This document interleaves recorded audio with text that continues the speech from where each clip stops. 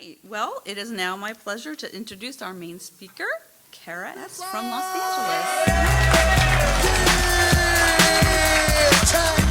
Okay. Wow, it's a lively bunch. I'm Cara, and I'm an alcoholic. By the grace of a God that I do not always understand, the 12 Steps of Alcoholics Anonymous, great sponsorship, and the Fellowship of Women in rooms just like this. This year I celebrated 21 years of continuous sobriety. My sponsor would tell you you're clapping for God and not for me. Right? My sobriety date's April 1st, 2004.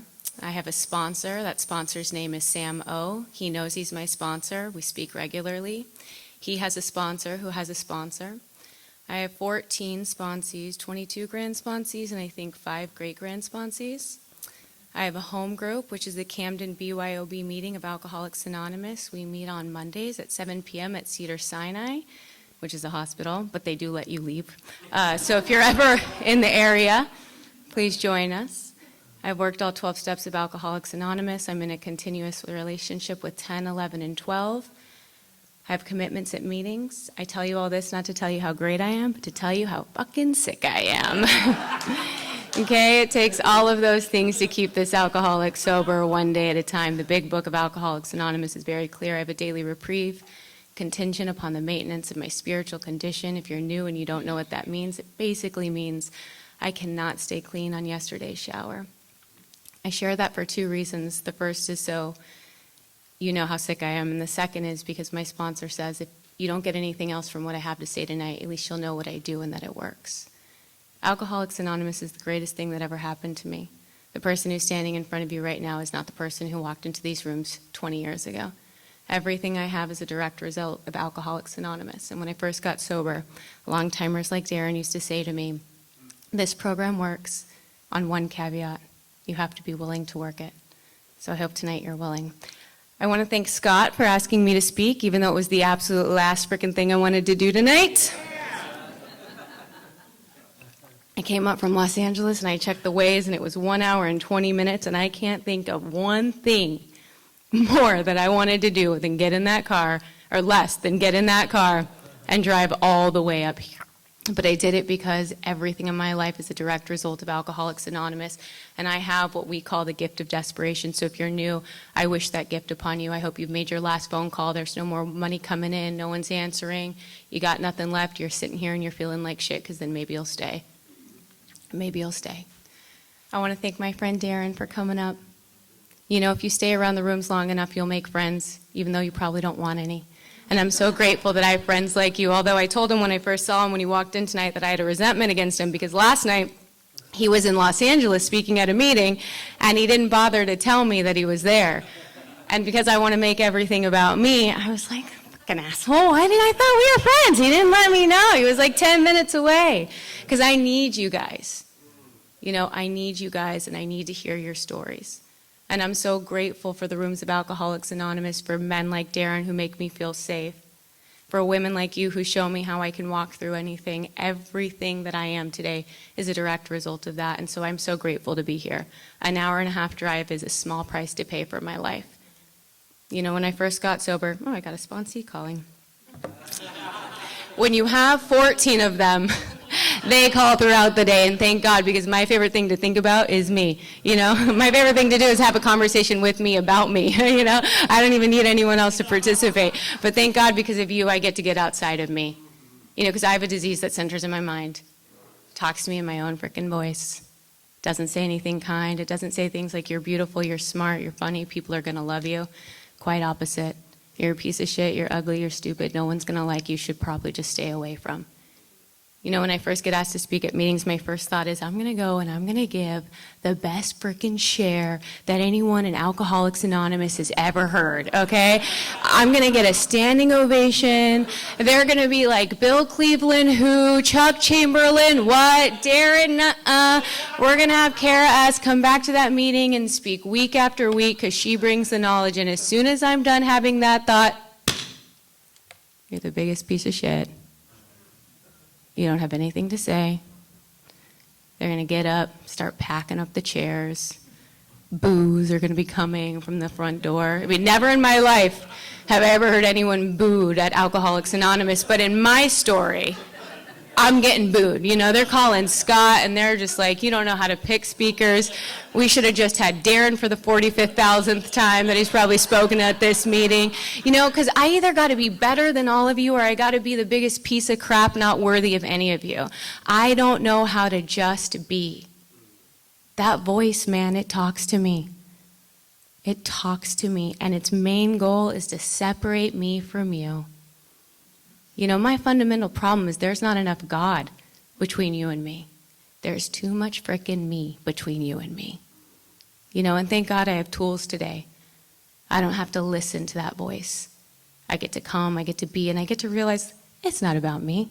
Whether you like me, don't like me, get something from it, don't get something from it, it's not about that. Share my experience, strength, and hope. There's no experts in Alcoholics Anonymous. We don't share our expertise. We share our experience. And I only got one experience. And if it helps you, great. And if it doesn't, blame Scott, keep coming back. You'll find another story, and hopefully you'll stay. You know, and that's the beauty of Alcoholics Anonymous. This is not a program for people who want it. There's a lot of people who want it. It's not a program for people who need it. There's a lot of people who need it. This is a program for people who are willing to go to any lengths to get it. And because I experienced that gift of desperation 2 decades ago, I'm willing to drive an hour and a half and sit in a room with a bunch of people, be completely vulnerable, scared, wondering how you think of me, what you're going to feel about me, how you're going to talk shit after I leave, whatever, and just show up because it's not about me. And I know that today. I grew up in a small town in El Paso, Texas, borders Mexico. My dad was the chief of juvenile probation, and my mom was an attorney. She's a Russian Jew, he's an Italian Catholic, so you can imagine all the craziness that was going on in my head. Neither of my parents are alcoholics, and I share that because when I first came into the rooms of Alcoholics Anonymous and I would hear your stories, I wouldn't necessarily always hear mine. And so I would think to myself, well, maybe I don't belong. That didn't happen to me. My dad wasn't like that. My mom wasn't like this. I grew up pretty much with anything I ever needed. A lot of love, a lot of care, a lot of consideration. That's not what makes me an alcoholic. What I learned through the 12 steps of Alcoholics Anonymous is what Chuck Chamberlain talks about in A New Pair of Glasses. All of that stuff is just information that I get to uncover, discover, and discard as a result of doing the steps. What makes me an alcoholic is when I put alcohol into my system, I lose the ability to control and manage my drinking. So if that's what you suffer from, you're in the right place. If this isn't your story, just keep coming back. I felt restless, irritable, and discontent from the moment I came out of the womb. Ever since I could remember, not enough love, attention, validation, applause, or praise could make me feel enough. I had this voice that was talking to me, you're not like the other girls, you don't fit in, I have really curly Jewish hair. All the girls at the Episcopalian school I went to had long, beautiful, straight hair. I would get up every morning and I would just be sick. How am I going to fit in? How am I going to look like them? So I would iron my hair, because this is before the Dyson Airwrap, believe it or not. I'm coming up on 41 years old. I didn't hear any shock or awe. I'm going to need that to be a little louder. So this is before the Dyson Airwrap, so I had to iron my hair every morning before I'd go to school so I could fit in like the little Episcopalian girls. And then I'd get shuttled to Hebrew school and I'd find a toilet or a sink and I'd dunk my hair in it so it would curl up and I could look like all the little Jewish girls. Because I felt like if I could just look like you, then maybe you wouldn't know that I didn't feel like you. Because inside I felt like the biggest piece of crap, you know? And that voice, that disease that I didn't know yet was called alcoholism was alive and well. And all it did was want to separate myself from you. And then I have this hole in my stomach that no amount of any of those things that I just said can fill. No matter how much mom loved me, no matter what dad did for me, no matter how good I did in school, or whether I was getting attention from the boys, it was never, ever, ever enough. And I was just so uncomfortable. I still to this day believe that I have the disease of being uncomfortable. And I'm always looking for an external solution to fix this internal problem. And it wasn't until I came into the rooms of Alcoholics Anonymous that I realized everywhere I go, there I am. There I am. See, I'm a firm believer that my kind of alcoholism, drinking didn't cause my alcoholism. Alcoholism caused my drinking. if you have the kind of alcoholism I have, like the gentleman who celebrated 33 years, happy birthday, by the way, and happy birthday, Jared, for 7. It's incredible. I got to treat it. I got to treat it because this thing's way too loud and this hole is way too big with my kind of alcoholism. And so I've got to treat it. And if you sit around the rooms long enough, you'll see that there's 3 ways to treat alcoholism, the alcoholism that I suffer from. It's a drink or a drug, another substance, 12 steps of Alcoholics Anonymous, or I'll put a bullet in my brain, jump off of a bridge, or hang myself because it is too loud and it is too much. That's the kind of alcoholism I have. I saw the effects that alcohol produced on my parents. Neither one of them, like I said, alcoholic. When my mom drank, I just noticed she was a little bit more relaxed, She's the Russian Jew. And my dad, when he drank, he was just a little bit more connected. And I knew immediately that alcohol was going to be a solution for the problem that I had. And I planned that first drink. My mom was out of town working. I convinced my brother to have my dad go out of town for a father-son trip. I paid off the babysitter, got her to buy alcohol, invited some friends over, and I remember exactly where I was, exactly what I was doing, exactly what I was wearing, and exactly what it tastes like the first moment I took that first sip of alcohol. And before it even went down my throat, I felt this. I suddenly did not care about what you thought about me. I didn't care what I thought about me. I knew that I was finally free and that this was the thing that was going to get me through life. I knew it. And our book talks about first it was fun, and then it's fun with problems, and it's just problems. Well, I skipped just fun, went straight to fun with problems. Ronnie Lowenfield got in the car on the ride home, crashed into a stop sign. His mother came over to the house. I was in my parents' bed with another young man. At 14 years old, I kindly told her to F off, and that didn't go over well. Her dad was the headmaster of that Episcopalian school that I went to, and so there was immediately consequences. But if you're like me, my alcoholic life becomes the only normal one, and you're just in the way, and I'm going to do whatever I have to do to get whatever I need to have to be okay, because it's too loud and it's too empty inside of me, no matter what you say or no matter what you do. And all you need to know about my drinking is that I crossed every invisible line. It was progressive. At 15 years old, I'm crossing the border into Mexico with people I shouldn't have been with, doing things I shouldn't have been doing. At 16 years old, I was the lead witness in an attempted murder case, and that's just because I was willing to tell on the people that I was with. At 17 years old, I had found my way out of El Paso and straight to Los Angeles, where my parents thought it would be a little bit safer. Within 2 weeks, I found great old MacArthur Park. By 18 years old, I'm in psychosis, dying of alcoholism, calling the cops on myself, believing people are after me, people are on the roof, you name it. I thought it. And at 18 years old, I am dying in an apartment in Van Nuys, California, of alcoholism, completely separate from that amazing family I have, unable to hold down a job, willing to do things that I never thought that I would do. If you tell me I did them, I only believe it because I'm there. I'm willing to lie, I'm willing to cheat, I'm willing to steal, I'm willing to sell my body, I'm willing to do whatever I need to do to be okay. Because that's the kind of alcoholism I have. On an April 1st, 2004, after almost dying of this disease, I got down on my knees and I did the great alcoholic prayer. God, if you get me through this, I swear I'll never drink again. And that's my sobriety date, April 1st, 2004. But the big book of Alcoholics Anonymous is very clear, right? This is a threefold disease. I have a physical allergy. I put alcohol into my body and I lose the ability to manage and control my drinking. I have a mental obsession. I tell myself lies, the greatest lie being that one day I'll be able to drink and use normally. And then I have this spiritual malady, right? This inability to deal with life on life's terms. I'm maladjusted, and I just don't know how to deal with it. And unless I'm treating all three of those things, I'm not sober. I'm not treating my alcoholism. So you remove my solution to my problem, and I'm left with me. That is a scary frickin' place to be if you're me. I'm a bigger liar, I'm a bigger cheater, I'm a bigger thief. See, I want all of these things, I desperately want to connect, but I am unable. I am unable to connect with you because I'm afraid of you. Like the big book talks about, I am filled with 100 forms of fear. I'm afraid I'm going to lose something I have, my pride, my self-esteem, what I think to be my dignity, or I'm not going to get something I want, your approval, your praise, your validation, your love, your acceptance.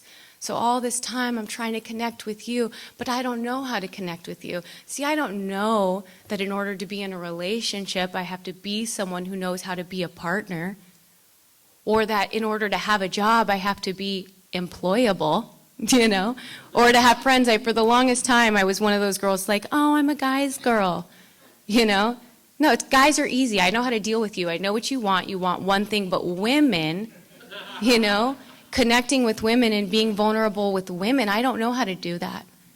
I don't know that in order to learn how to have friends, I have to be a friend. So I'm walking around Los Angeles, California like an emotional terrorist. Me, I, that's all I'm thinking about. What do you have for me? What can I get from you? I, this, me, that. I'm incapable of showing up for life.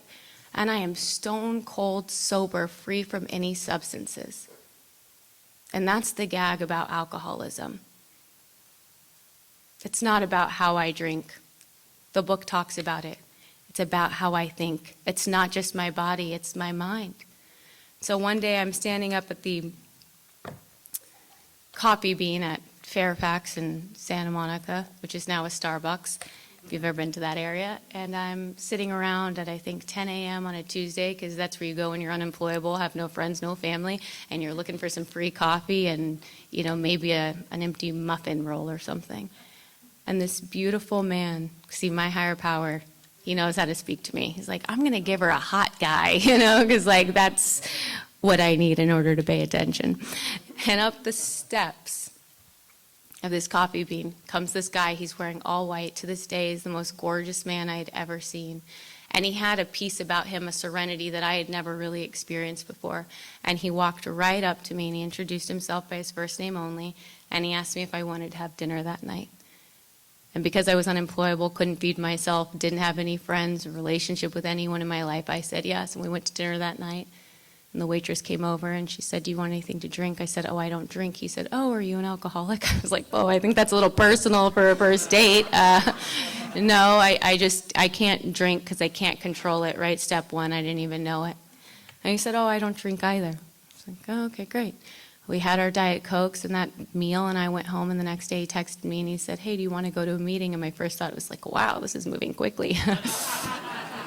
I don't even know what he does for work. And he's, but maybe I'll get a job out of it. And I, to the ladies, I don't think you quite understand just how hot he was. So I was like, I'll go to this work meeting, and see what's up. And he walked me into the 4 Horsemen meeting of Alcoholics Anonymous.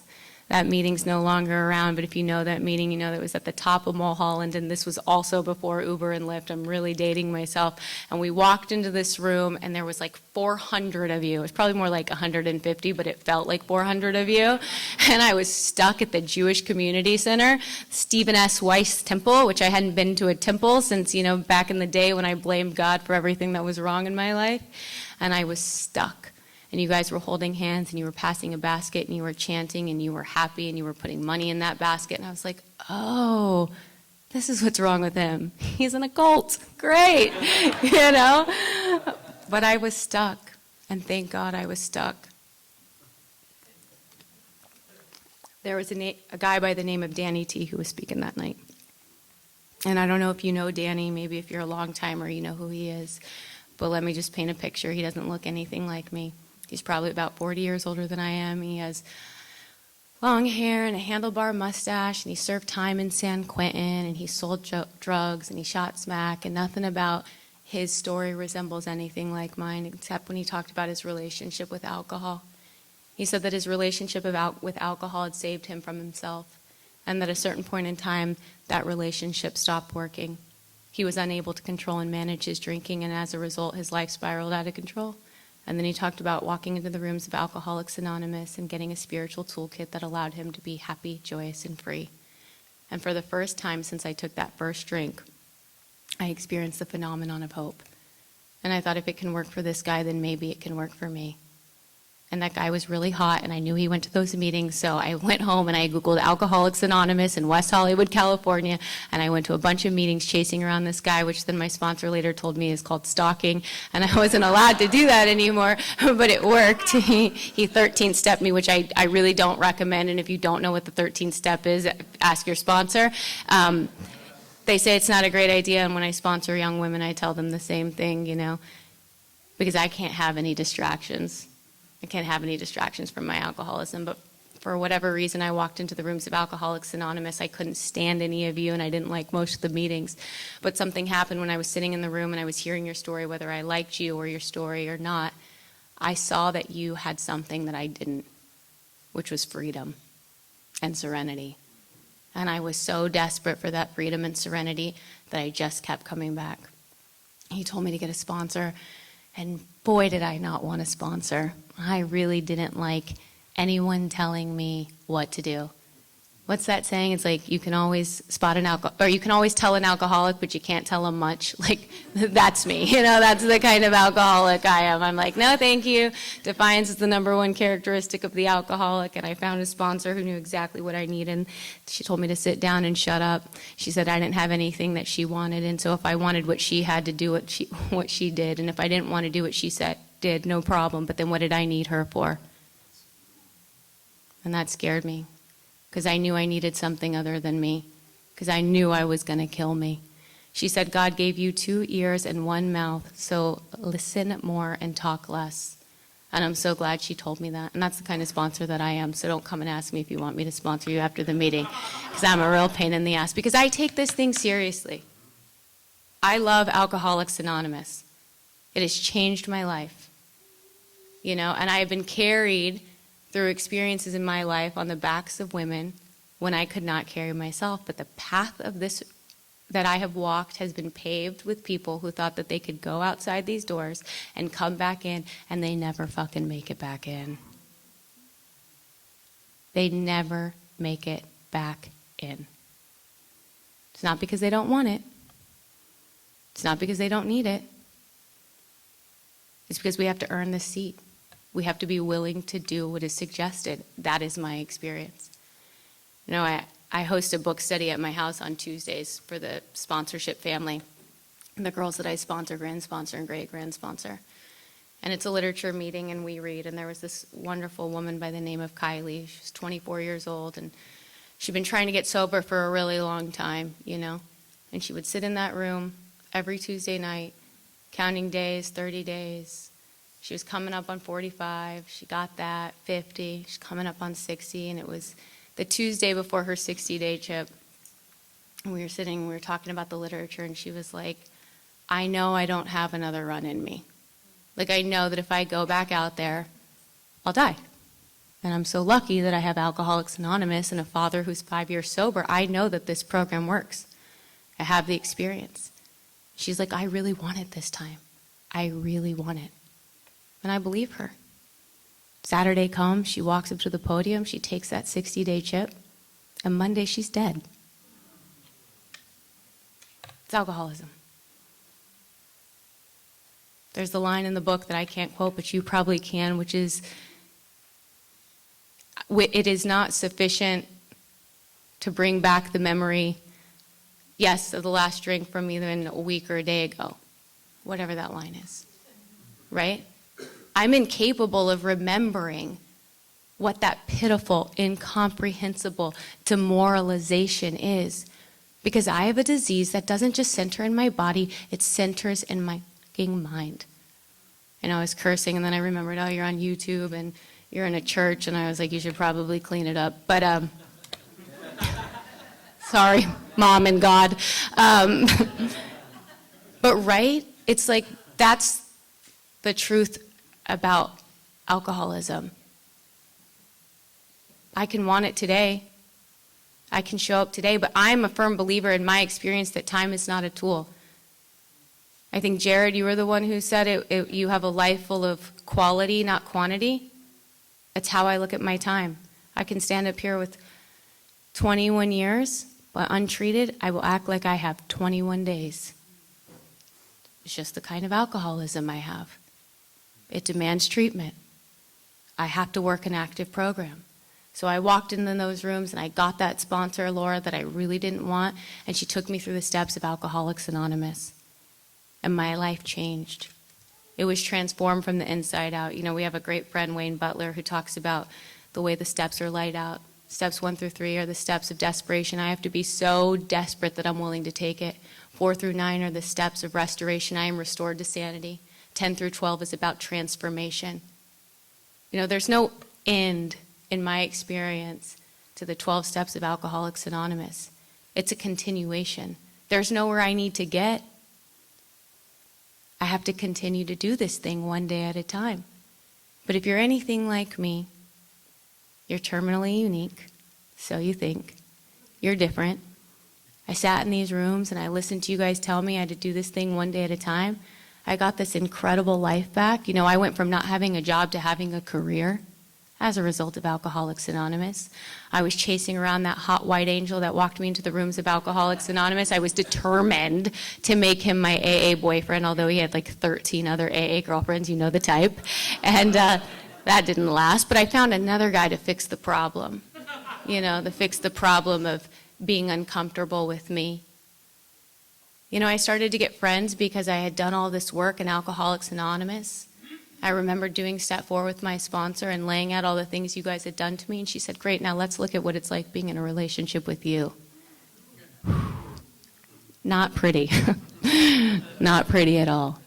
You know, but through 6 and 7, I get to get rid of all of those old tactics and belief systems, and I get to have a new and a different way of living. And as a result of that, I start to have friends. I start to have a life.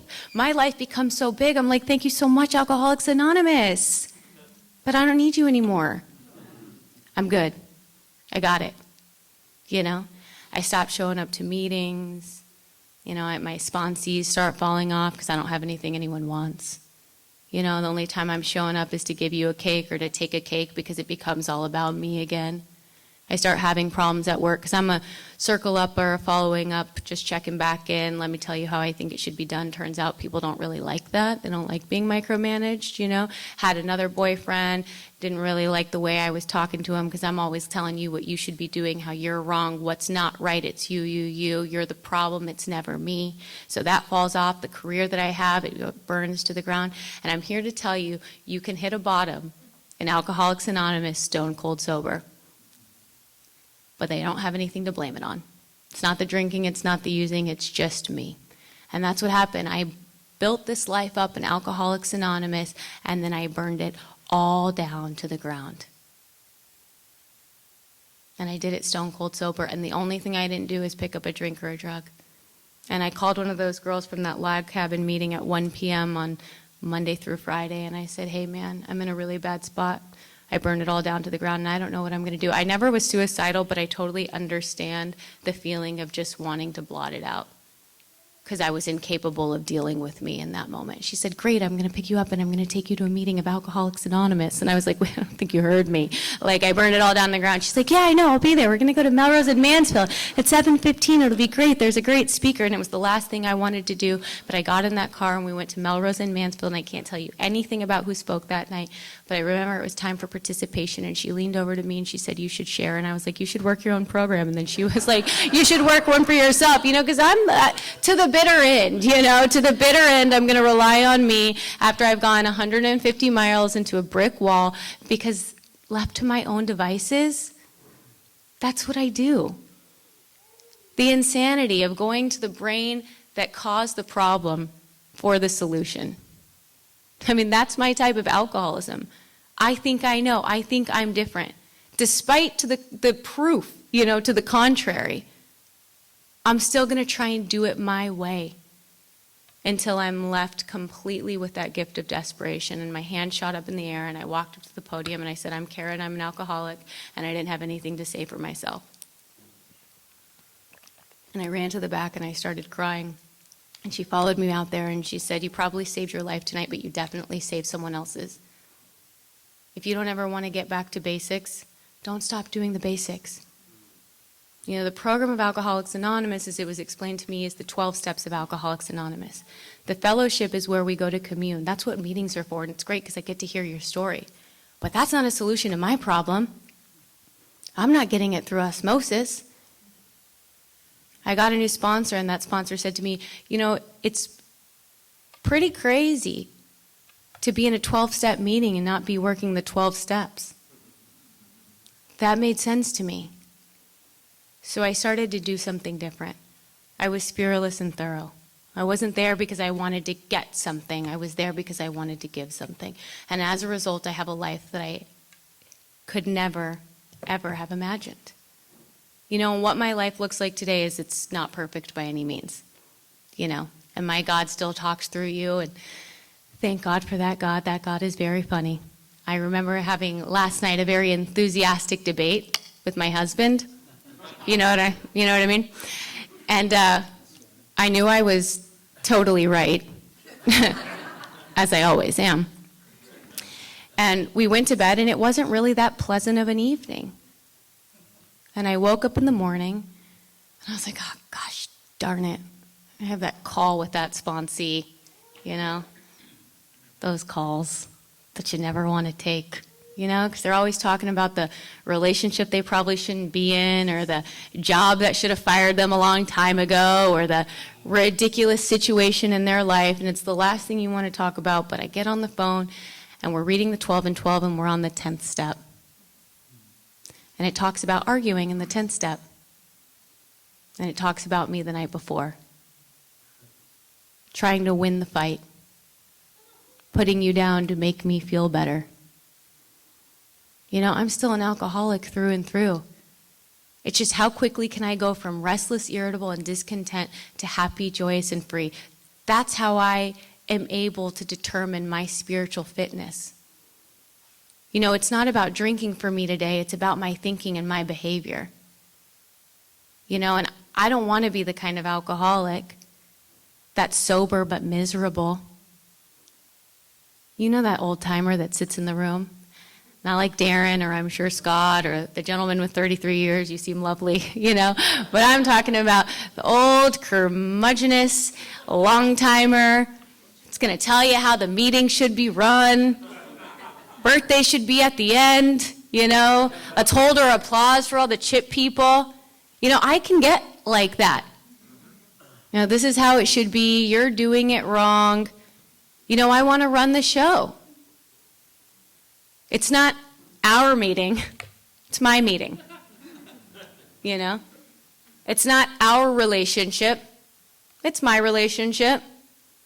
It's not our work. It's my work. That's the selfish and self-centeredness of the kind of alcoholism that I have. You know? So then God's like, you're going to read the 10th step in the morning, and then you're going to have to make an amends. You know? And man, if there is one person I don't like making amends to, it's my husband, you know? It's like, I need to correct my behavior from last night. I realized I was really selfish and self-seeking and inconsiderate, and I said some things that weren't warranted. Is there anything I can do to make it better? You know, it's just like, ugh, you know, it fucking sucks. Humility is like not my strong suit, but thank God that I'm able to do that. You know, and I should say that the gentleman who walked me into Alcoholics Anonymous is the same gentleman that I'm married to today that I had to make that amends to. You know, and the beauty of that story is that if God had given me that relationship then, when I wanted it, I would never have known what to do with it. We have a good friend, Jason Johnson, who says, God never says no, just yes, not right now, or I got something better. And I got to remember that, because it's really easy for me to believe in God when things are going Cara's way. You know, and then when things aren't going Cara's way, I'm just like, hold on, I got to take control. And it never works out in my favor. So I'm so grateful I have a sponsor that I can go to that gives me direction, and it's usually the opposite of whatever I'm thinking, whatever crazy idea. It's like, no, let's not do that again, which is the beauty of this program. We don't do anything alone.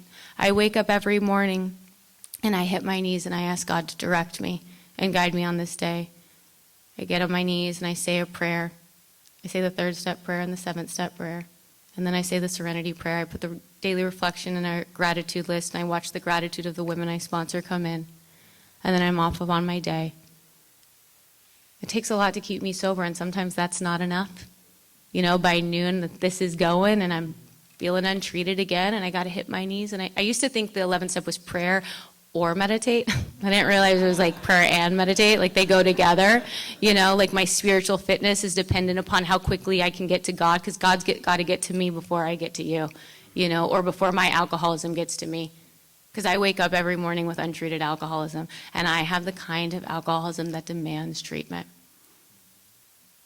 I loved when Scott said Christmas came early and you got the parking lot and you guys all are, showed up, and some people aren't coming because, it's hard to find parking or whatever. And when I was doing the 9th step again with my sponsor this last time, we started talking about, there was nothing I wasn't willing to do to treat my alcoholism when it was with a drink. I never once went down to MacArthur Park, couldn't find parking, and was like, I'll just go home. Never once, It was never like, oh man, it's raining, I'm not going to go down to Gil Turner's and get another bottle. Like that didn't ever occur to me. Or it's my birthday, or all the things that you hear when you sponsor people, like, oh, I was going to come, but I don't really like to drive at 5 o'clock because the wind blows in a certain direction, whatever the nutty crap that we say when we're new. It's like, no, if I was going down to MacArthur Park, it was because my life depended on it.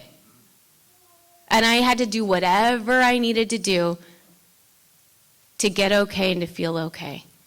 So why wouldn't I treat my solution to that alcoholism when it's sobriety the same way? So when Scott goes, hey, just a reminder, 7 o'clock, we've got parking in the lot, see you soon. I don't go with my first inclination, which is well, Darren's in Santa Barbara, that's 30 minutes. I'm an hour and 20. He should just ask Darren instead, Because that's what I want to do. I don't want to show up, A third of you are listening, a third of you are thinking about yourselves, and a third of you can't stand me, I know that because depending on who the speaker is, I'm one of 1/3 of you, you know what I mean? And it's usually the third that's either thinking about myself or can't stand you, because I'm a judgmental alcoholic. But what I know to be true today is that I need you. And it is through that God that I do not always understand that led me to you, that gave me a spiritual solution so that I could live one day at a time, happy, joyous, and free. And for that, I am so grateful. I'm so grateful to get in a car and drive an hour and 20 minutes in complete and total silence, which was actually so beautiful. Get to see my wonderful friend Darren, get to meet all of you, get to see that Alcoholics Anonymous is alive and well in Ventura, and that just for tonight, we're all willing to go to any lengths. And I'm so grateful for my recovery. Thank you so much. I'm Cara, and I'm an alcoholic.